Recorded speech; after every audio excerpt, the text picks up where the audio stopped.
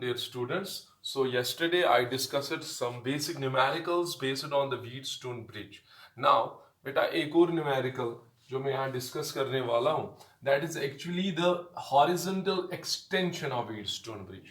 मतलब ये Wheatstone bridge ही है, लेकिन इसमें अब क्या है? इसमें resistors 4 या 5 ही नहीं है, बल्कि it consists of 8 resistors. But this resistor, this circuit can also behave as a Wheatstone bridge provided, listen, अगर आपके पास यहां ऐसी कंडीशन है, if resistance like R1 by R2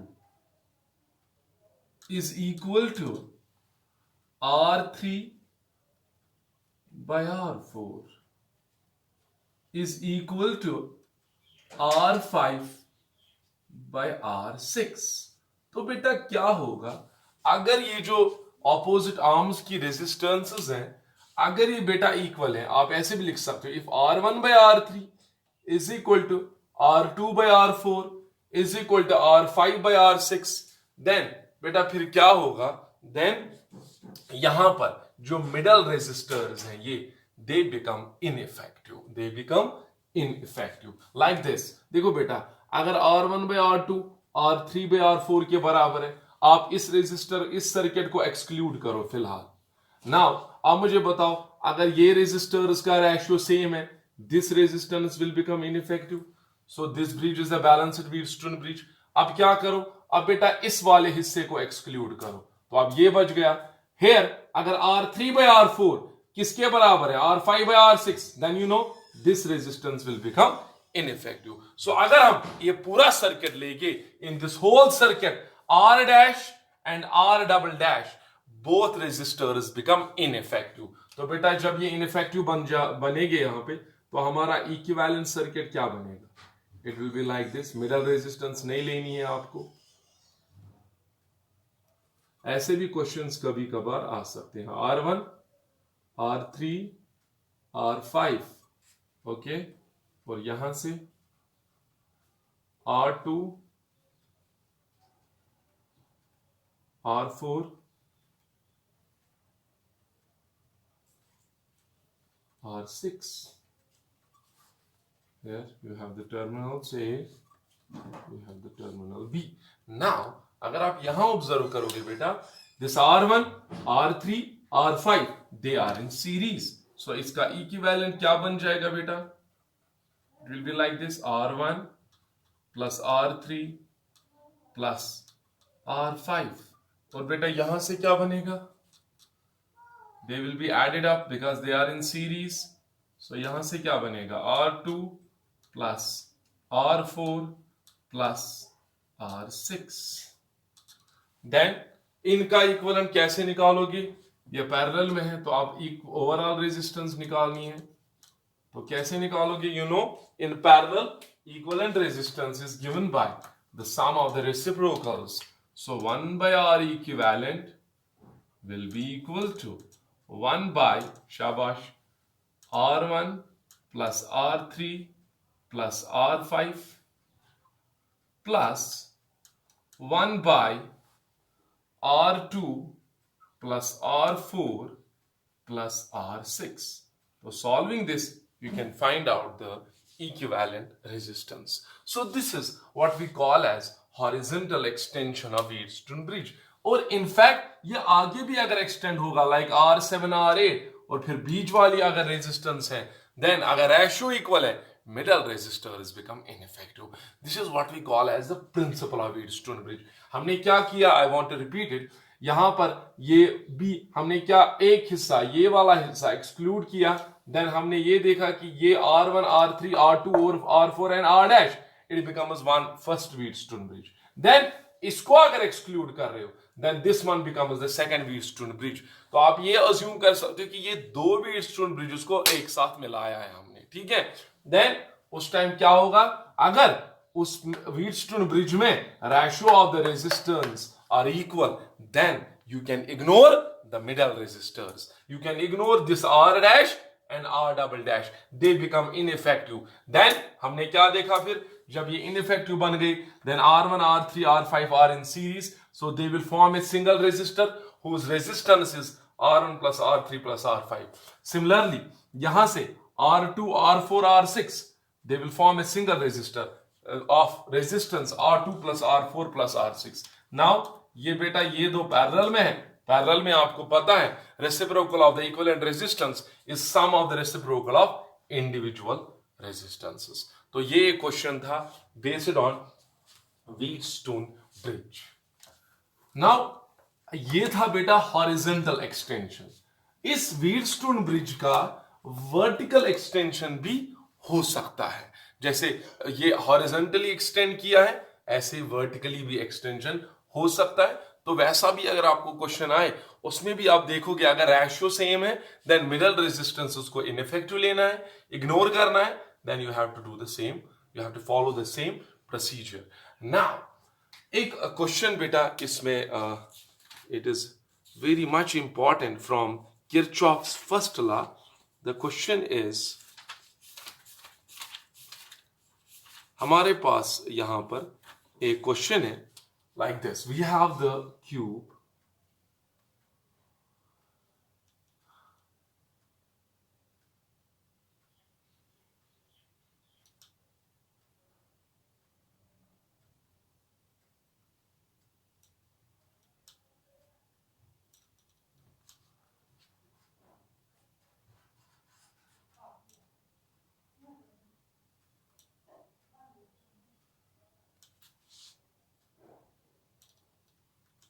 Listen, this cube is actually it consists of 12 wires. हमने 12 wires को, similar wires हैं, सब की resistance small r small r small r है. All of them have same resistances. This wire has got resistance small r small r small r. जितने भी wires हैं, actually इसमें कितनी वायर्स हैं? It consists of 12 wires. Now ये जो 12 wires या 12 वायर्स हैं, नाउ इनको क्या किया है देखो बेटा. Say this is, take this as point A and take this as point B. Can I call this point A and this point B as diagonally opposite corners of this cube? अब देखो बेटा इस ए का opposite कहां है? ये है ना. लेकिन अगर मैं कह रहा हूं डायगनली ऑपोजिट कॉर्नर, तो उसका मतलब क्या हुआ? ये फ्रंट वाले फेस का ये पॉइंट ए और इसका बेटा ये जो पीछे वाला साइड है ये वाला फेस भी, you can call them as diagonally opposite corners. जैसे कमरे में आप हो, आप वो वाला फेस ए ले रहे हो तो नीचे वाला उस साइड का अपोजिट कॉर्नर बनेगा diagonally opposite corner.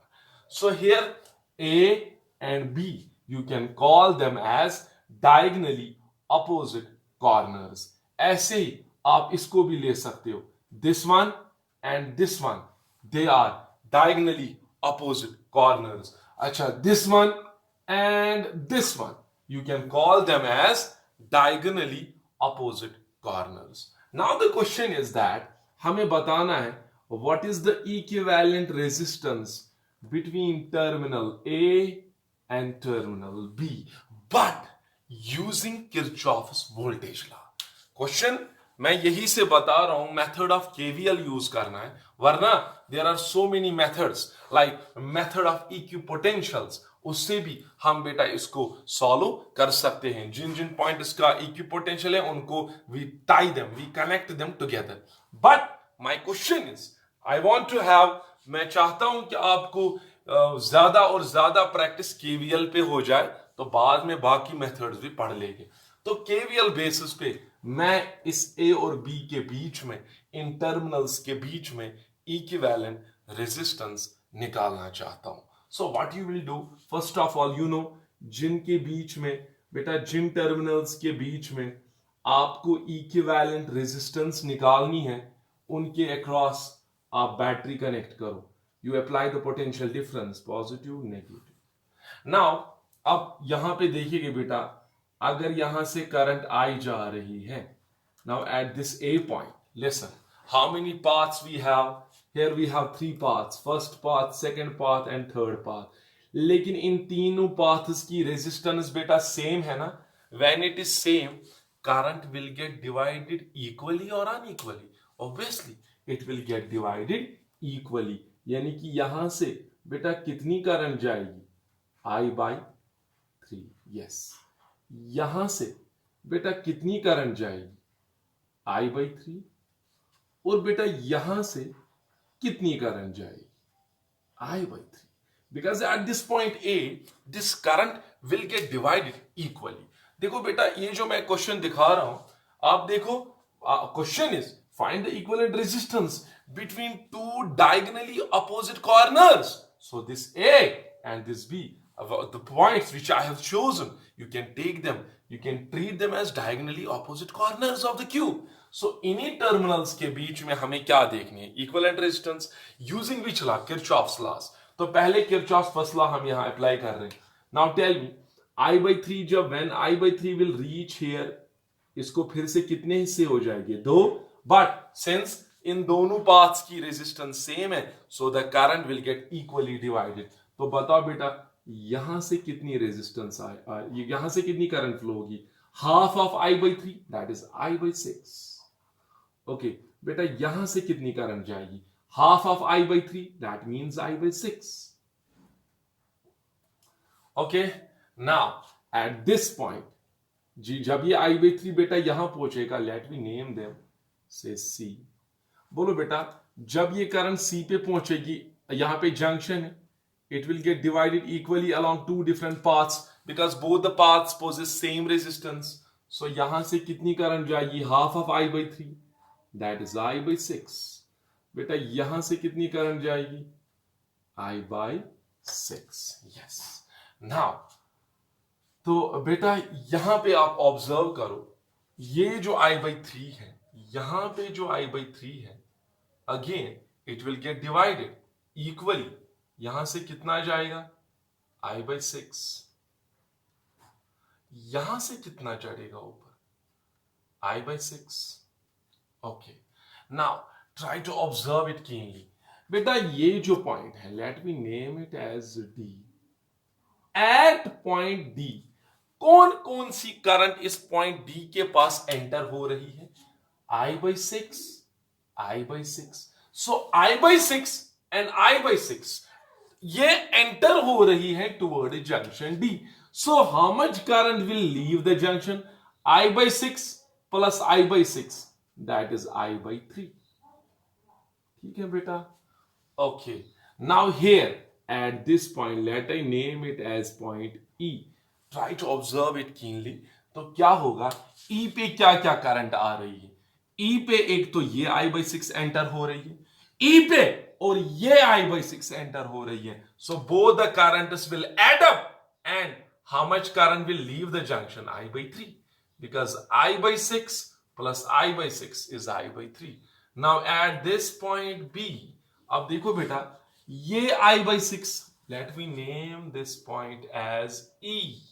okay now अब बेटा देखो क्या हो रहा है, यहां से I/6 आ रहा है टुवर्ड्स E, यहां से भी I/6 आ रहा है towards E। so both the currents will add up and how much current will leave the junction, I/3। yes, now at point B, what are the currents which are entering the junction B, I/3 plus I/3 plus I/3 that is I। so फिर वापस कितनी current आ रही है towards negative terminal, it is I। तो I is the current which is going from positive terminal and I is the current which is entering towards the negative terminal। तो यहां पर आपको किरचॉफ जंक्शन लॉ से पता चल गया कि कहां से कैसे करंट डिवाइड होगी, एंटर और लीव कैसे करेगी, तो वो सारा कुछ आपको यहां समझ आया। Now the question is that after applying KCL, Kirchhoff's current law, now हम बेटा क्या अप्लाई करेंगे, वी विल अप्लाई KVL। लेकिन कैसे, किस लूप को बेटा आप KVL अप्लाई करोगे, वो मसला है। तो आपको कुछ नहीं करना है, you will do one thing, you will apply here, we will put the name as F।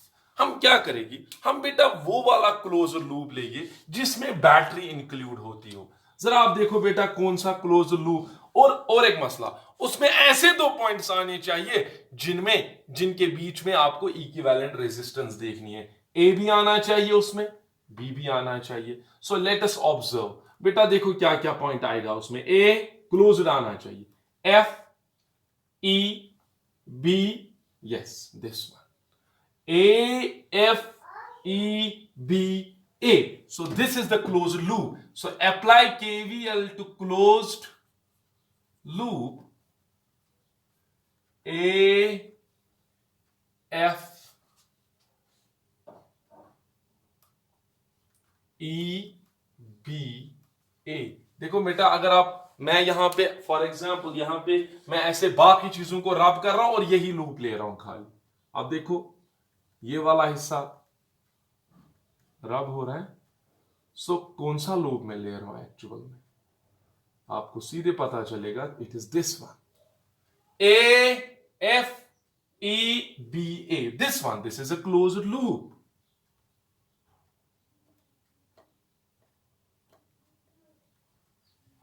It is this one. So इसमें क्या, क्यों मैंने यही क्लोज लूप लिया? 2 पॉइंट्स की वजह से. एक ये कि इसमें वो पॉइंट्स आने चाहिए जिनके बीच में आपको इक्विवेलेंट रेजिस्टेंस निकालनी है. और the second point is that उनमें बैटरी इंक्लूड होनी चाहिए. So let us apply KVL. KVL को अप्लाई करने के लिए the very first point you must remember, that is you have to choose the sense of rotation. So let us choose this as the sense of rotation. Okay, यहां पे भी ऐसे ही, यहां पे भी ऐसे ही. Now let us apply. तो बताओ बेटा, what is Kirchhoff's voltage law? मान लो इसका ईएमएफ जो है सेल का, that is E. Near the cell, if you face the negative terminal first, potential difference of that cell will be taken as negative. So it is minus E. Yes. Then बोलो बेटा, उसके बाद इसके पास AF जो arm है उसकी resistance, you know it is small r, small r, small r. Okay, so क्या होगा बेटा? चलो बताओ, माइनस E प्लस, देखो बेटा सेंस ऑफ रोटेशन भी वही से और करंट भी वही से. So potential drop across this arm AF, this wire will be positive. So it will be plus Ohm's law I into R. It is I/3 into R. Similarly यहां पर भी आप देखो, रोटेशन भी वही से, करंट भी वही से. So potential drop will be I/6 into small r. Then here plus I/3, वहां पे भी rotation positive, into small r. Anyone else? बस बेटा इसमें इतने रेजिस्टर्स आ रहे हैं. Minus E plus, you know I/3R plus I/3R, that is 2I/3R. okay, plus I/6R. okay, so E को वहां ले जाओ, ये you know it is equal to 0 algebraic sum of all the potential differences. तो ये कितना आएगा? 2 6 are 12 plus 3 is 15 by 18. yes, IR is equal to E. yes. now बेटा आप मुझे बताओ, अगर मैं इन 1 2 3 अगर इन रेजिस्टर्स के बदले मैं एक ही रेजिस्टर लगा रहा हूं, whose resistance is given by R equivalent, और बैटरी सेम है. what is the battery? E. and how much current is withdrawn? it is I. then according to Ohm's law, can I write this duster? so can I write it like this? I or E is equal to I into R equivalent. बेटा E के बदले क्या लिख सकते हैं? I into R equivalent. तो क्या आएगा यहां पे? शाबाश. E के बदले क्या लिखना है? I into R equivalent is equal to, it is how much? 5 3s are 3 5s are 15, 3 6 are 18, that is 5/6 times I into small r. you know small r is the resistance of each wire. This I and this I will cancel out. So how much will be the equivalent resistance? It will be equal to 5/6 times small r. So this is the equivalent resistance between point A and between point B. क्या किया हमने? यहां तक समझ आया? Kirchhoff's voltage law, sum of algebraic sum of all the potential differences equal to 0. Near the cell, you are facing negative terminal, take it as negative. Near the wire, near that resistor, if the sense of rotation is along the direction of current, take the potential drop across that resistor as positive, वो सारा करके solve simplify करके 15/18 IR is equal to E। ठीक है, अब ये E का मसला था, ये किसके बराबर है? हमने इन रेजिस्टर जो 1 2 3 इनके बदले सिंगल रेजिस्टर लगाया, उसको भी same potential difference E apply की, then according to Ohm's law you can write yes I is equal to E by R equivalent. How much is the current withdrawn from the battery? That is equal to E by R equivalent. Then E can be written as IR equivalent. Substitute it here. E के बदले लिखा IR equivalent, I cancel, R equivalent is 5/6R. So इसका मतलब हुआ अगर आप A और B के बीच में रेजिस्टेंस देखना चाहते हो, that will be 5/6 times small r. What is the small r? It is the resistance of single R. So this is how you can solve the resistance between any two points of the cube using KVL. Is that clear? So inshallah in the next lecture I will give you some different methods of finding the equivalent resistance. So यहाँ पर आज KVL से हमने solve किया. Thank you so much. Assalamu alaikum.